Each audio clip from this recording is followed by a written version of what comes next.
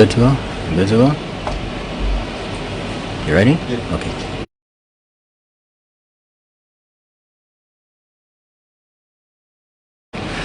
Good morning and welcome once again to the headquarters of the United Workers' Party, located at Colony House in Castries. Today, the United Workers' Party has called this press conference to bring to your attention and to address a number of outstanding issues which continue to plague this government, the St. Lucia Labour Party government, since the last general elections in St. Lucia in July last year. There have been a number of inconsistencies and grave concerns by the people of St. Lucia regarding a number of different aspects of life here in St. Lucia. These including the economy, the high prices and high cost of living as it continues to rise, the concerns with regard to St. Lucia's stance as it pertains to the conflict between Russia and Ukraine, and a number of other issues. First at the podium this morning will be former Prime Minister and current leader of the opposition, Alan Chastney, leader of the United Workers' Party, who will present to you, as the others here today, a 6-point plan to assist the government in getting St. Lucia back on track and in playing its role as an opposition and as a part of government in working towards a better St. Lucia. Leader of the United Workers' Party, Alan Chastney.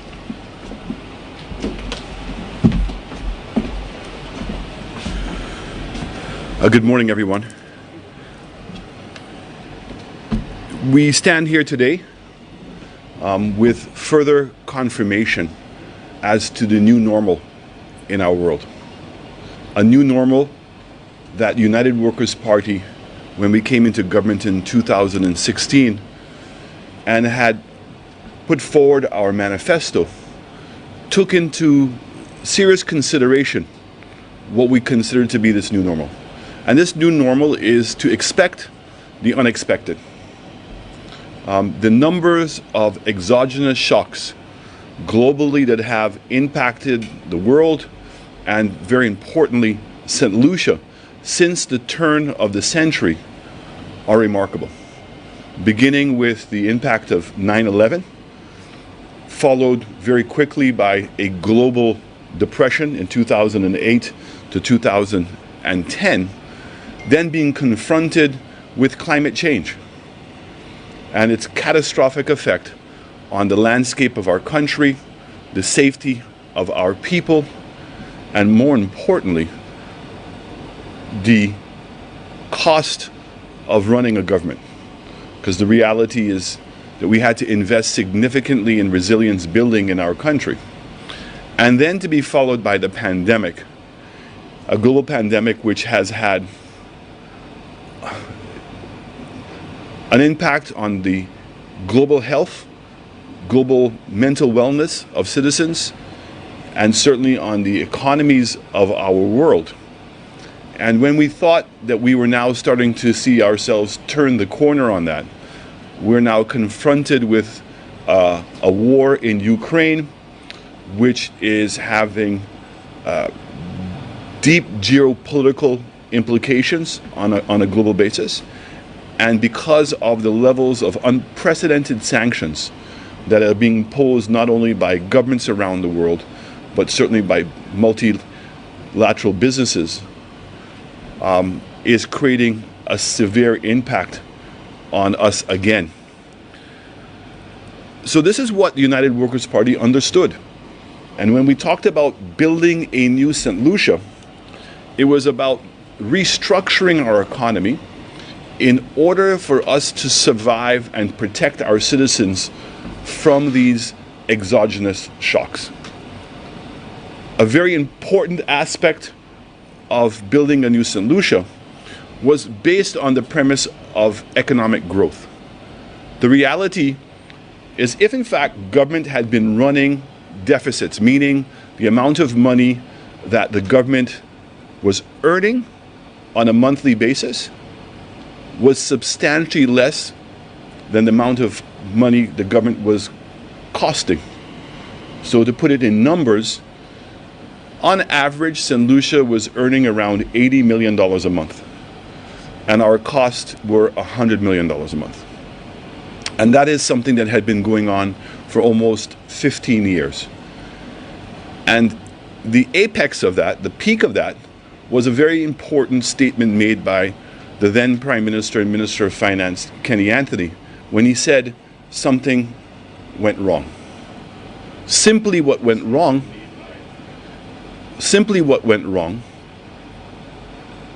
was the lending institutions basically said no mas until you get your house in order. And getting your house in order meant that you had to balance your budget. So there was two options that the state had. Is find some way to increase its revenue or reduce its cost. And as and many other ministers of finance in the past have indicated, it's virtually impossible to reduce our operating cost. We're not even, as a country, fulfilling basic needs of our people. So what are you going to cut? The reality is what you have to do is grow. And there's two ways to grow. You can say as a government that you're entitled to revenue, and what you do is you increase taxes. But if you increase taxes on an economy that doesn't have the capacity to grow, what it's going to do is to create a reduction and a negative impact. And that's exactly what we saw when the Labour Party imposed a 15% VAT rate in St. Lucia. Yes, VAT is the most effective way of raising monies. But if you knew that that's the direction you had to go in, you had to restructure your economy to allow businesses to absorb that additional cost and to be able to grow. And so there was a constraint to growth in this country.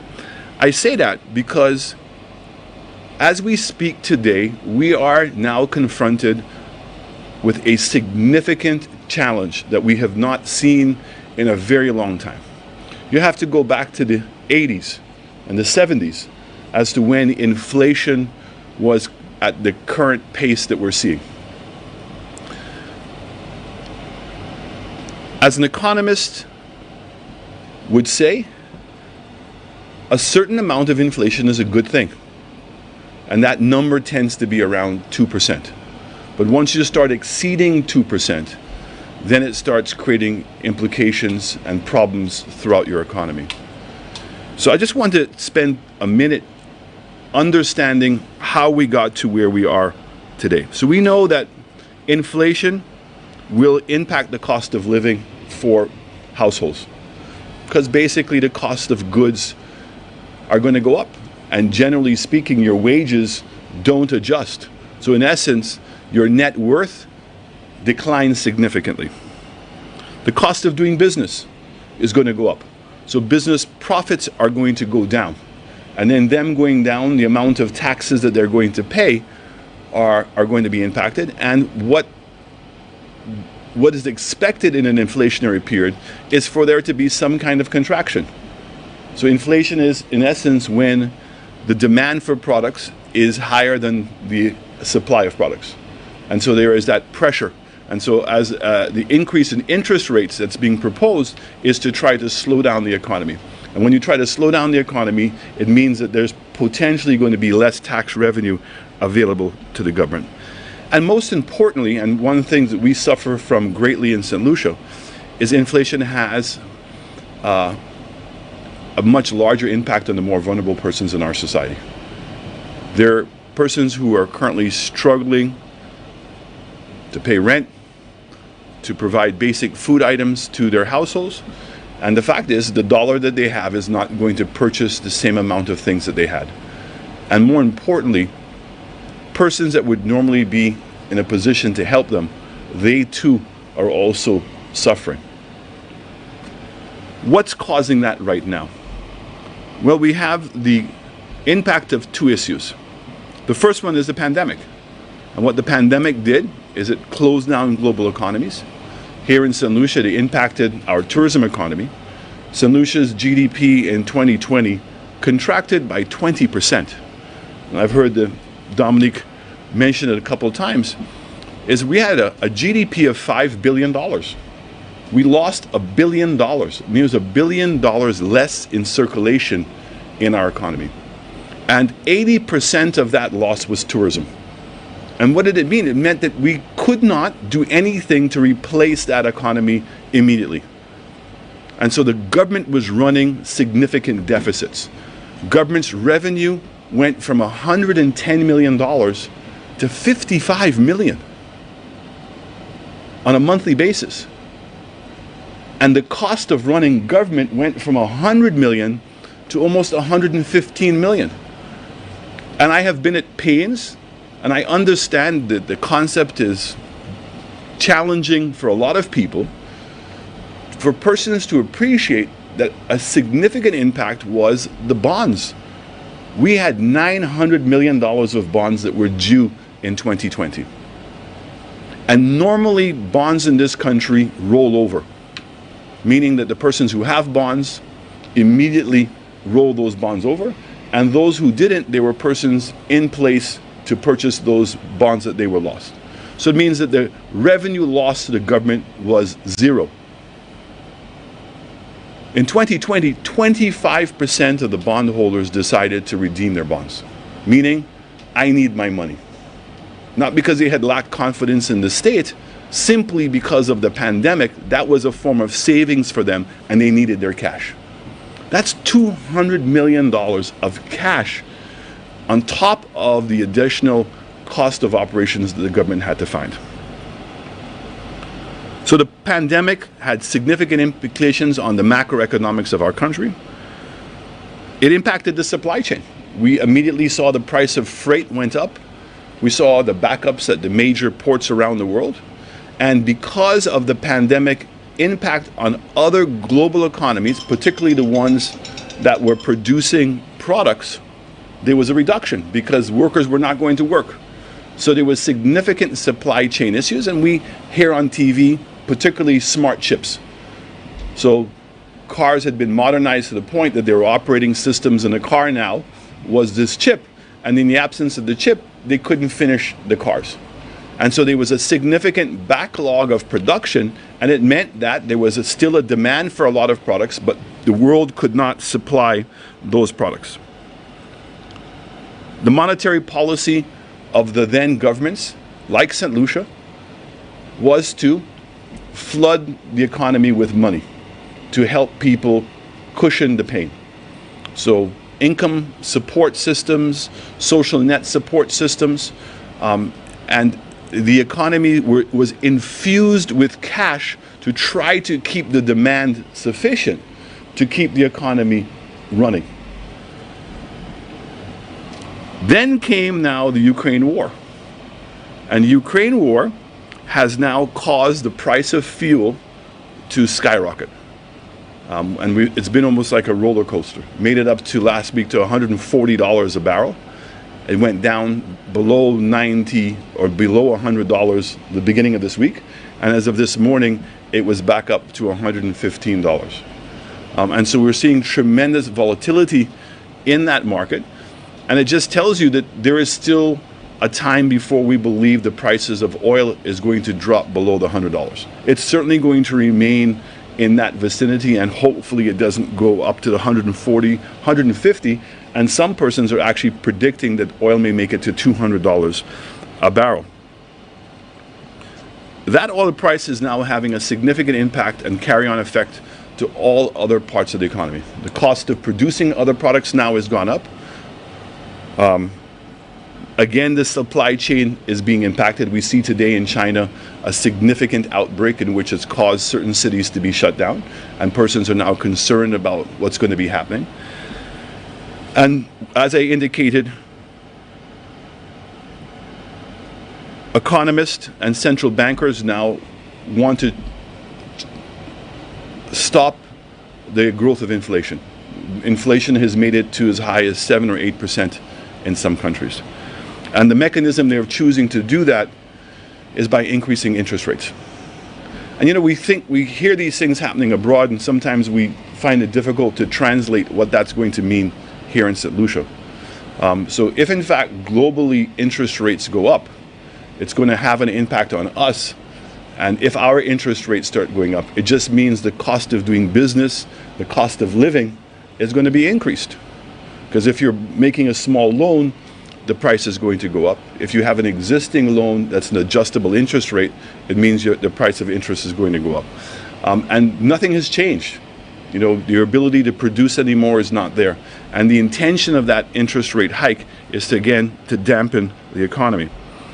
So the reality is, 6 weeks ago, when this government came to Parliament and extended the barrel concession for another month, we made the point in Parliament, and we've continued to make the point over the last 6 weeks, that the government needs to come out with a plan as to how it's going to confront these inflationary pressures. Because if they go unabated, they're going to have a significant impact on the more vulnerable persons in our society. And there's also going to be a significant impact on the cost of doing business in this country and the general cost of living. And the reality is that this economy is coupled with the global economy from the beginning to the end. Some of the smaller policy positions of food security that this government keeps touting in themselves become inflationary. But the reality is a lot of our farming that's done here is dependent on fertilizer and seeds that are imported. So there's no escaping the global inflationary policy. We've also tried to highlight to the government that as bad as that situation is, not having a plan, not being able to tell people how you're going to deal with this situation creates anxiety, unnecessary anxiety. And it means as business persons, you do not know what to do. As a household, you don't know what to do. Your banks are going to struggle with what to do. And so there needs to be a coherent plan, one that can be articulated very clearly to the public of St. Lucia. And we have called upon the Labour Party for 6 weeks. And the situation has only gotten worse. So it means if in fact 6 weeks ago you didn't think that the inflationary problems that we were talking about were real, how can you not see what's taking place right now and not appreciate that this is real and the inflationary pressure is going to be here for a while? Central banks around the world are now starting to move to adjust for it, which is also going to have implications for our economy. And when you have an economy that is as dependent on tourism as we are, there are significant implications for tourism. So we've taken it upon ourselves to come up with a 6-point plan on how we believe that we could be dealing with inflation in this country.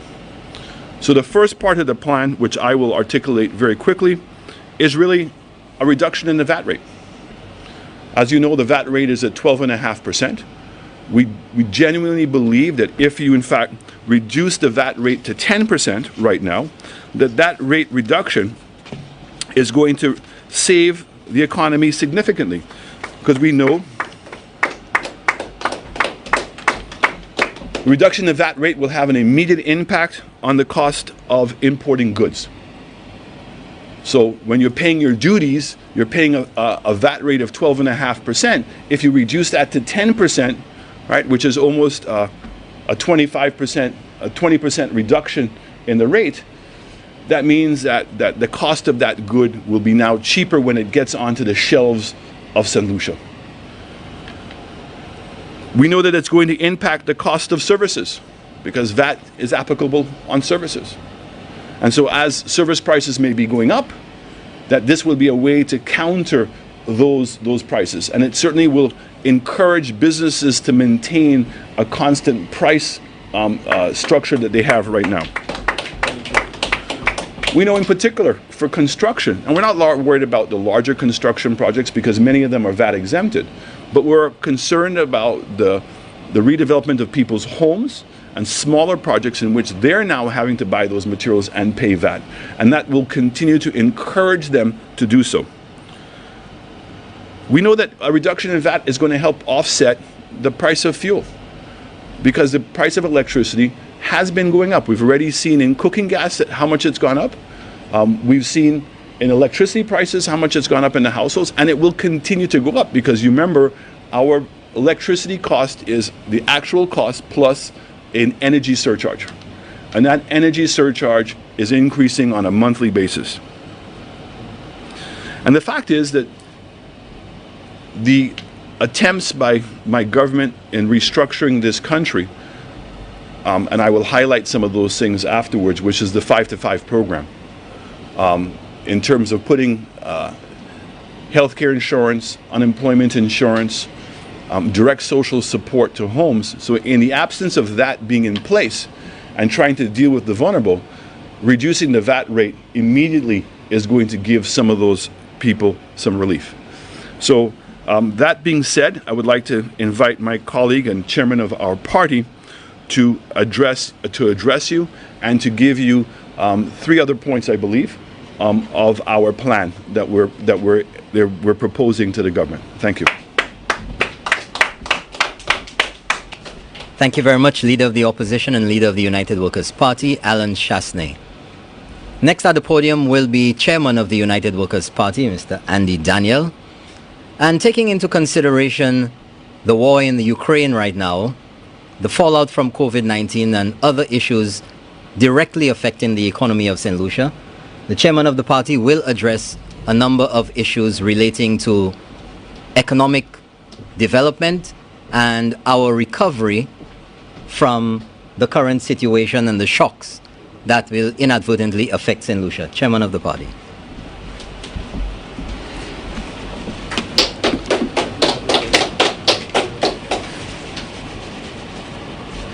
Good day, everyone.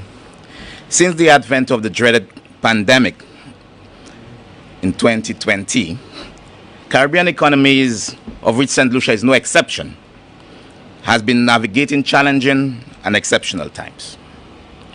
While there was economic contraction associated with the impact of the crisis, it was as a result of prudent and visionary economic stewardship by the then UWP government. We see, as pointed out by CDB, increased economic growth and St. Lucia economy growing by 6.8% compared to other member states. What this tells us is that despite the political rhetoric of the then opposition, now government, the then UWP government through strategic direction and leadership provided and laid the foundational planks for economic uplift of the St. Lucian economy. It is without any apology that the United Workers' Party embraces this proud economic achievement for the people of St. Lucia.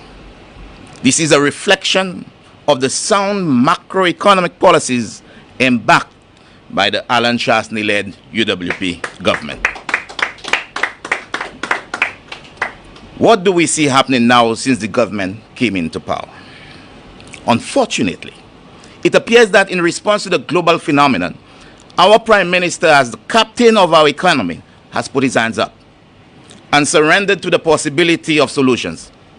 Like a defeated captain, he has abandoned ship and has told us all to perish under the weight of rising costs of living. When we ask about possibility of relief from the global inflation problem, the Prime Minister indicated that nothing can be done to curb the current situation of rising living expenses. In an earlier public showing, the Prime Minister outlined the sum total of his economic plan. Eat more green figs. This is, St. Lucia, not good enough. Frankly, unacceptable. And confirms widespread suspicions that this government is without answers to the many issues that you, the people of St. Lucia, care about. These issues include out-of-control crimes on the island, rising cost of living, persistent high unemployment rate. While the Prime Minister and his cabinet remain clueless to finding solutions to the global inflation and its effects on us, many Caribbean leaders are announcing measures to bring relief to their citizens. Why not St. Lucia? Our neighboring islands understands how this difficult economic situation is wreaking havoc on our pockets. The United Workers' Party is therefore, as the political leader has outlined, proposing a 6-point plan. The United Workers' Party sounds an urgent call for the government to continue and expand the electricity bill support initiative that the United Workers' Party carried out at the height of the COVID-19 pandemic. By reinstating this program, making it available to more vulnerable households, pain will be relieved for many families in St. Lucia. The next program, extending a helping hand to our farmers and providing seeds, fertilizers, and animal feeds to bolster local livestock and crop production. However, production must be complemented by guaranteeing markets for our farmers, so they will have the confidence to go out and produce. It is our firm view that the produce from farmers should be purchased by government and distributed to vulnerable households. And St. Lucia, this was a program that you welcomed during the time of the Allen-led UWP administration. Simply putting our hands up and surrendering and saying nothing can be done is not an option, Mr. Prime Minister.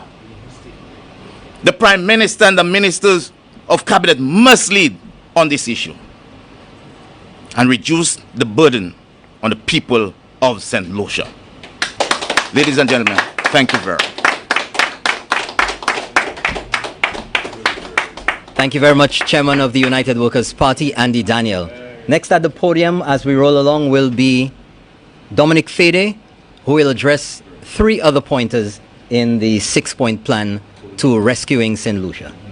Dominic Fede.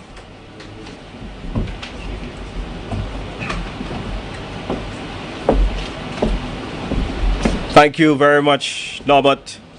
Thank you. Good morning to our political leader, Chairman Daniel, and Senator Herod Stanislaus from Soufrière, and good morning, Mr. Master of Ceremonies. A special good morning to the people of ancillary canneries and indeed the people of St. Lucia. Many families today are anxious, even frustrated by the cost of everyday essentials, priced way above their means. I speak today on behalf of the vulnerable among us, who may be ashamed or even afraid to raise their voices.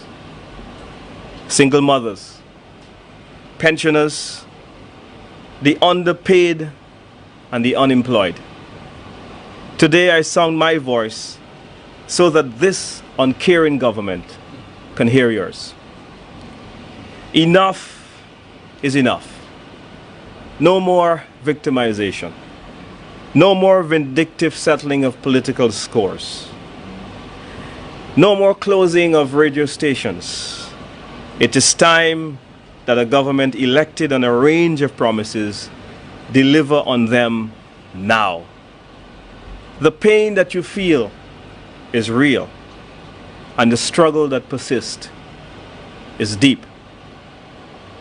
We come today to plead to the government on your behalf. We come at a time when they willingly afford trips to Dubai, but no relief for you, the people of St. Lucia, in the wake of this global inflation situation.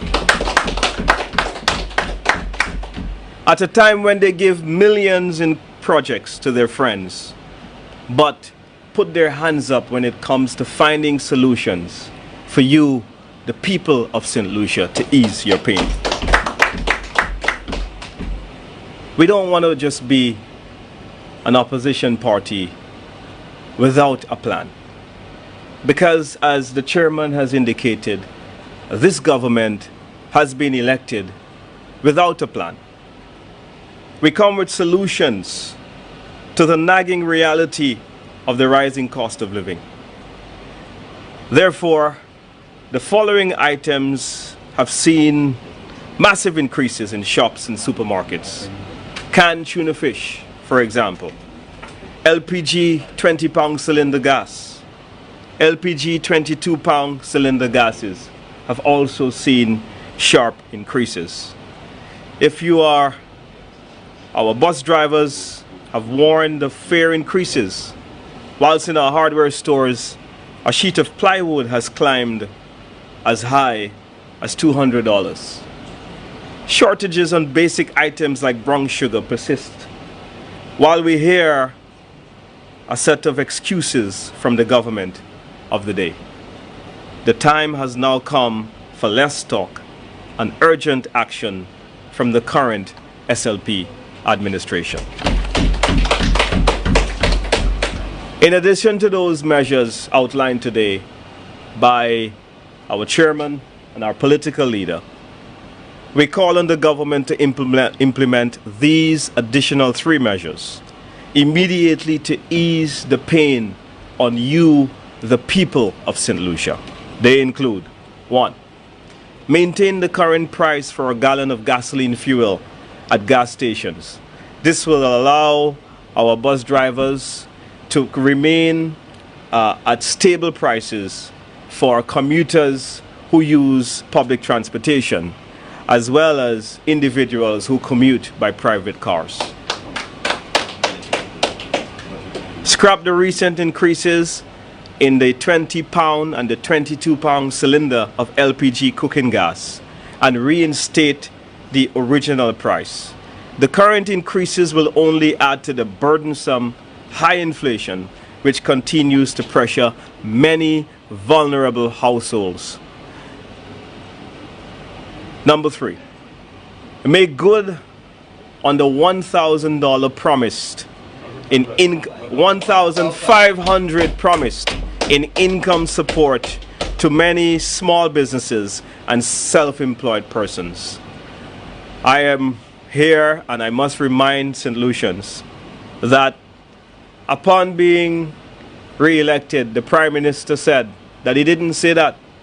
He was on Andre Paul's show asking and challenging us to find the tape. And the tape did emerge, showed that while on the campaign train, he said that the 500 offered by the United Workers' Party government was insufficient for the vendors, and that if he was elected, that he would have tripled it to 1,005. And so, Mr. Prime Minister, today the people need the 1.5. The taxi drivers, the vendors, the fishermen, and several self-employed individuals require the 1.5 in an effort to be able to ease the pain that they feel from this global inflation. St. Lucians would remember well, at the height of the COVID pandemic, the United Workers' Party administration mobilized 6,000 additional self-employed persons and some 11,000 registered employees, a total of 17,000 of collective help that we gave to people who were displaced from their jobs or people whose businesses were not operating as a result of the pandemic. This is how a caring government, in difficult times, you lead and you find solutions, putting your hands up and to tell reporters that there is nothing you can do about the rising prices in our supermarkets is not good enough. It is simply unacceptable, and we reject and debunk today the suggestion that nothing can be done. Mr. Prime Minister, you don't have to go far. Just look across the waters to our borders and you will see that urgent action is being done to reduce the cost of living on citizens of other Caribbean countries. I thank you very much.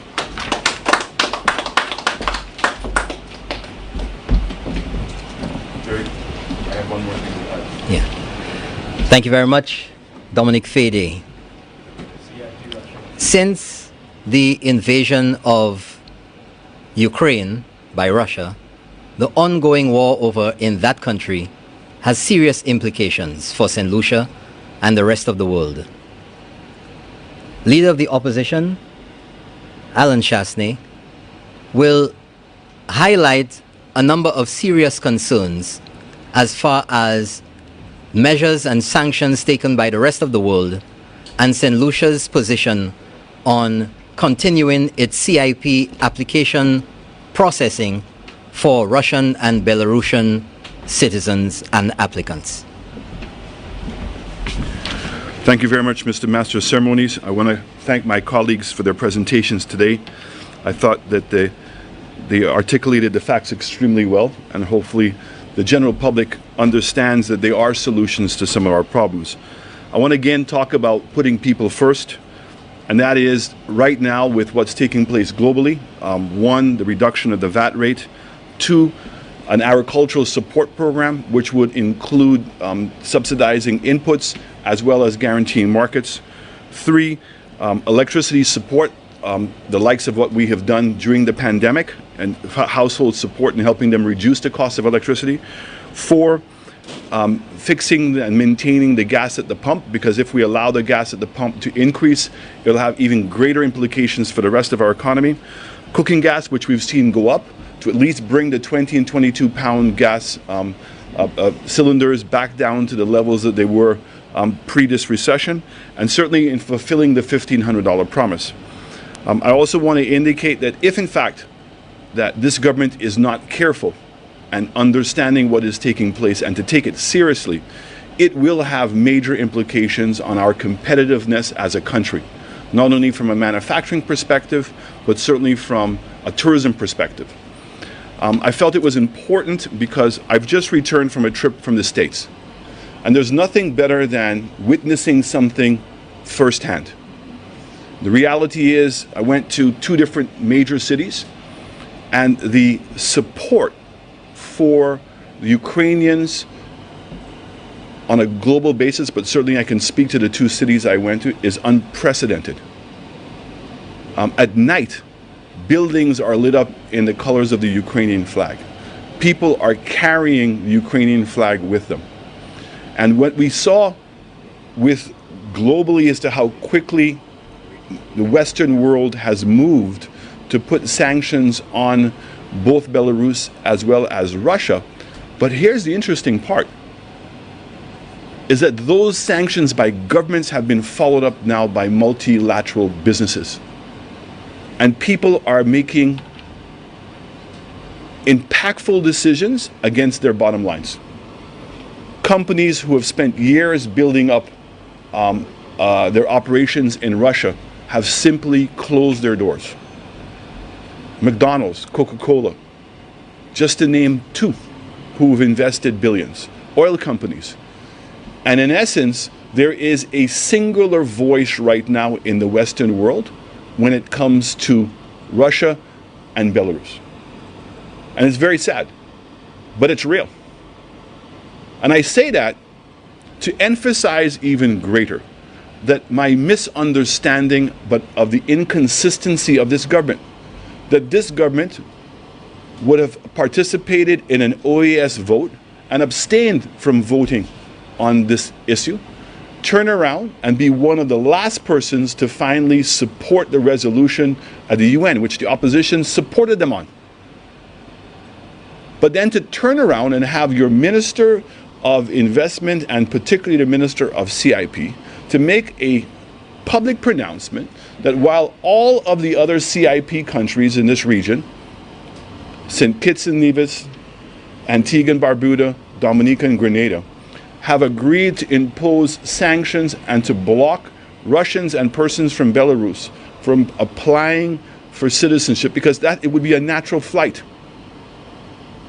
That they understood the magnitude of what's taking place, but that this government cannot do that, and that this government is putting at risk solutions.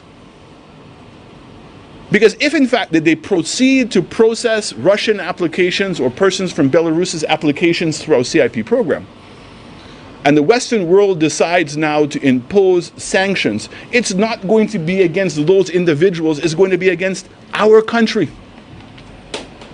We've already seen pronouncements by both the US and Europe asking for an end to our CIP programs. And what moral authority are we going to have to stand there and advocate against that policy when in fact that we could not get our act together and to see what the world is doing morally? And so it would not surprise me if in fact the Europeans take away the Schengen visa from us. And I can say to you, your CIP program, our CIP program would be worthless if that were to happen. But more importantly, for solutions to appreciate that there's a further threat that's saying that the British and the Americans are going to impose stricter visa restrictions. So in the case of the UK, where we can go there visa-free, the likelihood is if we pursue this issue, that we could see the imposition of visa applications to go to the UK. And as difficult as it is to get a US visa, it will now become almost impossible. But I want to put this government on notice that there are further things that could happen. I refuse to say them because I don't want to put any blight on our country. Unlike the Labour Party, United Workers' Party wants to see the country do well, regardless as to who the people have selected to lead this country. And you will never hear us threatening foreign direct investors into this country. You will never hear us making statements wishing ill will on the people of St. Lucia. But I can say that we need to be careful, because the emotional attachment behind this issue is real and people are moving quickly. And we do not want to be caught in the gunfire of this issue. This issue has implications for international law. We are a country that obtained our independence through treaty, meaning that we didn't fight for it. It was an agreement. Ukraine got its independence after the collapse of the USSR through a treaty. And that's what made the vote against Crimea in 2014, when we abstained from that vote. Abstained from voting to sanction a country that had breached an international agreement and had gone back into Crimea. And here we see now in 2022 that that was just the beginning of the plan. So I want to say to this government, they need to come out and join the other countries and put sanctions on Russians applying for CIP into this country. And they need to make it very clear to the Western leaders that they support the boycott that is taking place. They need to continue to do everything they can to cause Russia to withdraw from Ukraine and resurrect Ukraine's independence. This is a big boy fight, a big man's fight. And St. Lucia cannot afford to get caught in the crosshairs on this issue. And I'm appealing to them, and in the absence of them listening, because this is a government that doesn't listen. It's a government that has developed a pattern of behavior since it came into office that is frightening.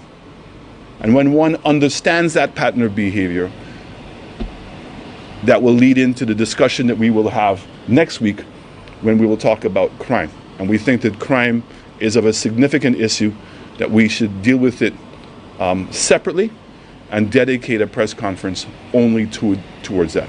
So at this point, I'd like to open up if there's any questions that the media may have. We'd be very happy to answer them.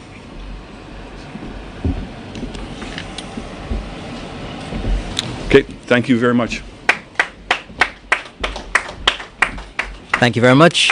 Leader of the United Workers' Party and Leader of the Opposition, Alan Chasney, Chairman of the United Workers' Party, Andy Daniel, and also Senator Dominic Fede. Thank you very much for joining us once again at the headquarters of the United Workers' Party at Colony House in Castries. Those of you viewing us on GVD TV and listening on Sky FM, thank you so much for joining us once again. Next week, the United Workers' Party will have right here another press conference to address individually the serious crimes and situation of crime which has gone absolutely out of hand over the past few months.